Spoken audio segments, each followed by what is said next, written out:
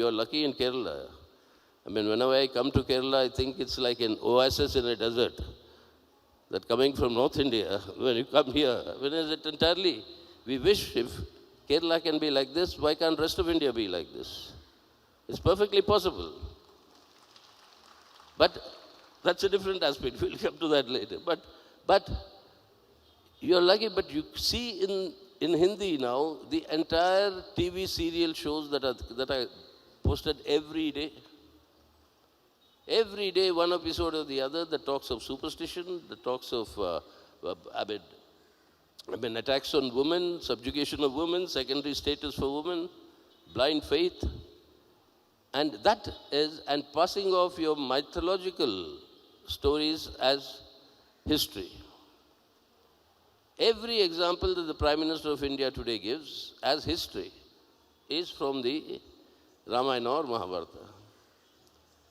And then how is science and scientific temper been attacked?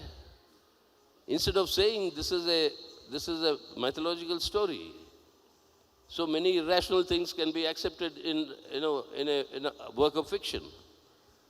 But for example, in Mahabharata, Gandhara gives birth to 10 male children.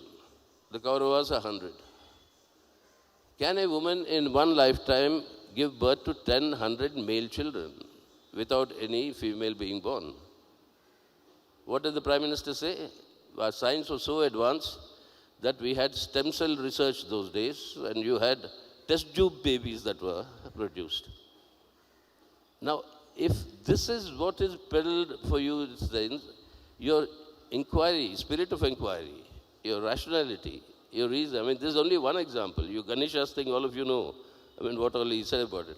But this is exactly what is happening today. That is why this new education policy, that is why the revamping of your textbooks, and that is why you have this entire attack on any rational discourse that is taking place, where scientific temper, part of the duties of the citizens prescribed by the Constitution, scientific temper is under assault, and this is essential for them.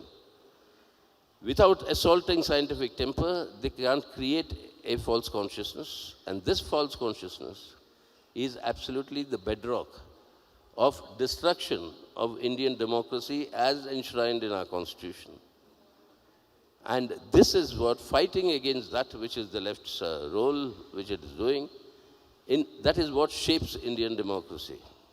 Now, what is the democracy and the content that we want?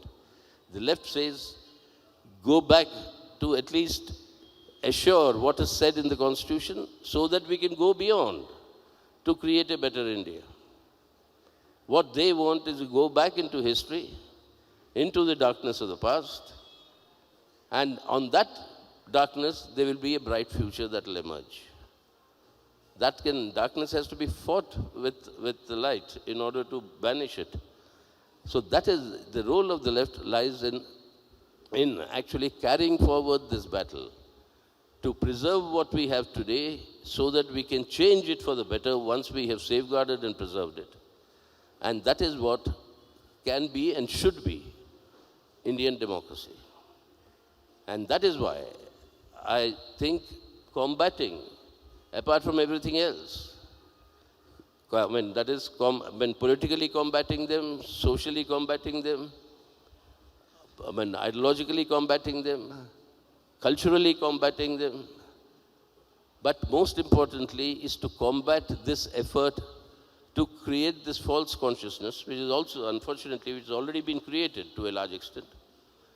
To combat this false consciousness that is being bombarded against us, and that is something that can happen only on the basis of a scientific, rational inquiry, the spirit of that, and that reasoning, and that is what we'll have to carry it forward.